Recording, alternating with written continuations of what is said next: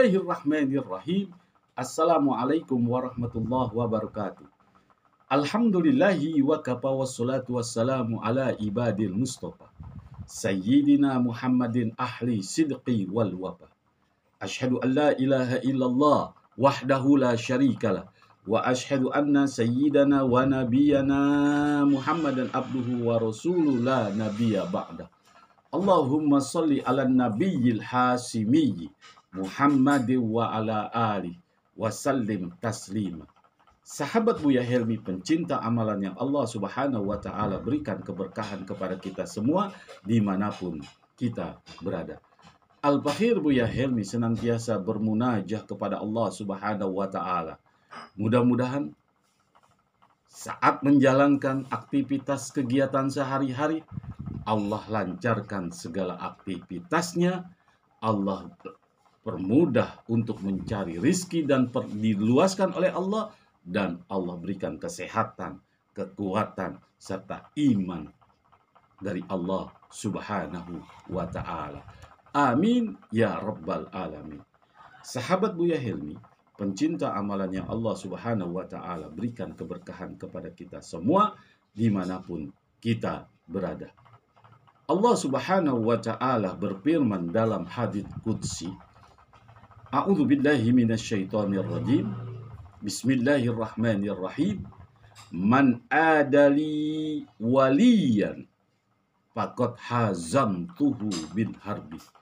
Barang siapa yang memusuhi, membenci akan waliku, akan pejuang agamaku, itu firman Allah. Faqad hazamtuhu bil harbi. Silakan kamu berperang denganku. Allah ajak perang orang-orang yang memusuhi para wali-wali atau pejuang Allah. Sahabat Buya Helmi, pencinta amalan yang Allah Subhanahu wa Ta'ala berikan keberkahan kepada kita semua dimanapun kita berada. Akhir-akhir ini umat Islam merasa terusik, merasa dihianati oleh umat Islam itu sendiri, di mana ada suatu kalimat penghinaan yang dilanturkan oleh calon pemimpin di wilayah DKI. Calon, ini baru calon. Luar biasa penghinaannya. Sehingga telinga kita merasa panas, hati galau. Luar biasa penghinaan. Rasulullah disamakan dengan pengangguran. Orang-orang yang nganggur di Jakarta. Itu baru mau nyalonin, sudah berani benar menghina baginda Rasulullah Sallallahu Alaihi Wasallam. Walaupun menurut klarifikasi yang dilakukan itu hanya lelucon, tapi lelucon tidak boleh disamakan oleh baginda Rasulullah Sallallahu Alaihi Wasallam. Itu humoran, tidak boleh. Kita lihat sejarahnya. Ya. Sekarang hal ini sudah terjadi. Bagaimana umat Islam bersikap? Bagaimana umat Islam bereaksi? Sahabat Buya Helmi, pencinta amalan yang Allah Subhanahu wa Ta'ala berikan keberkahan kepada kita semua dimanapun kita berada. Sikap umat Islam diberikan petunjuk oleh Allah Subhanahu wa Ta'ala. Allah jelaskan dalam surat Al-A'raf ayat 199. Allah berfirman, khuzil afwa, kasih maaf. Dia sudah minta maaf kan? Kasih maaf.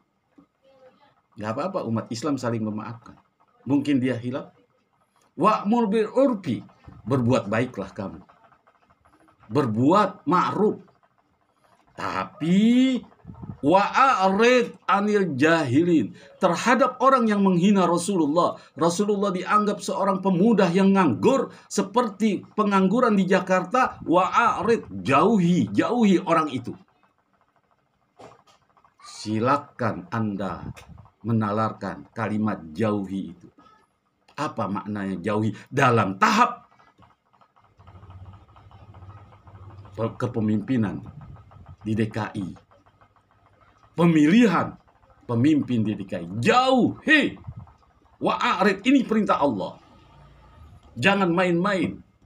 Pantas Allah Subhanahu wa taala berfirman dalam hadits qudsinya, "Man adali waliyan faqad hazamtuhu bil harbi."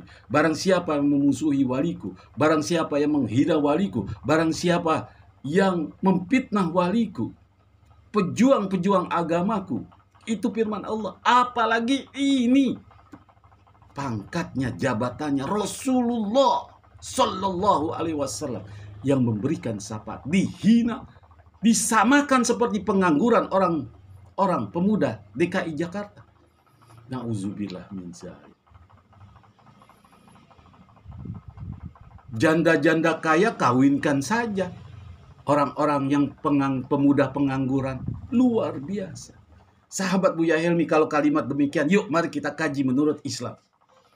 Mari kita kaji menurut Islam. Ya. Karena ini penghinaan kepada Rasulullah Sallallahu Alaihi Wasallam, jangan dibiarkan. Kita kaji. Rasulullah Sallallahu Alaihi Wasallam, kalau Rasulullah dikatakan pengangguran, ya, ini jelaskan Rasulullah bukan pengangguran. Dia seorang pemuda yang hebat.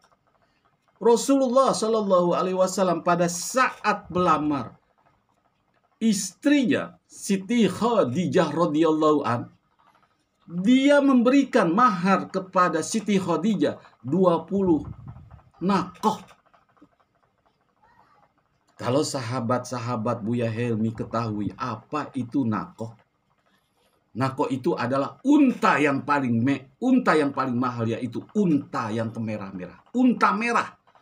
Unta yang mahal pada saat itu. Sahabat Buya Helmi, berapa harga unta itu? Berapa harga unta? 1 ekor unta. Ini Rasulullah memberikan mahar. Baru maharnya saja. Belum yang lain-lain. Itu baru mahar. 20 nakoh, 20 unta merah.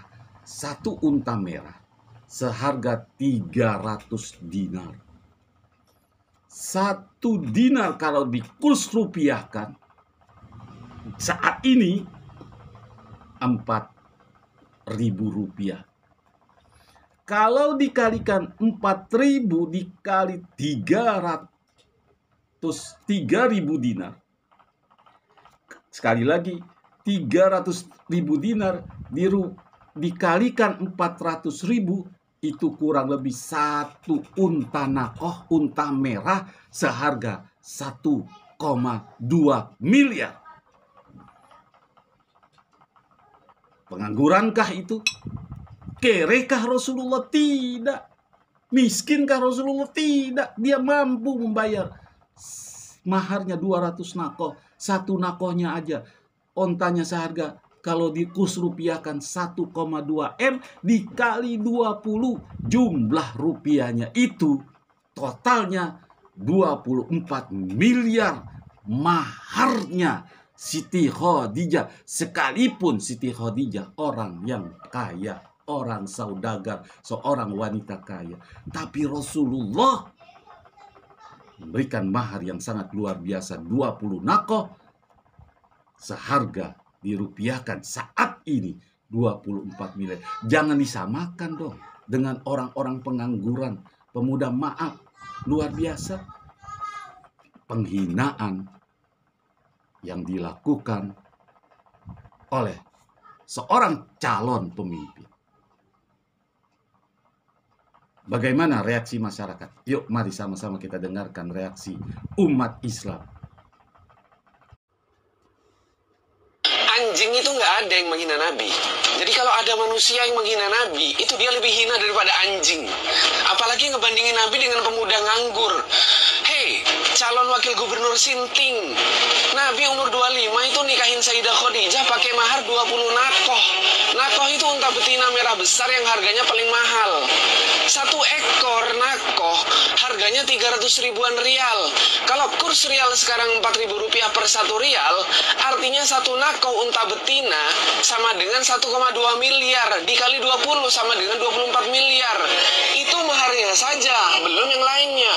Lalu ente sebut Nabi yang ngelamar Sayyidah Khadijah secara 24 miliar rupiah, itu ente sebut pemuda nganggur gitu. Yang nganggur tuh ente. sampai nyari kerja di Jakarta,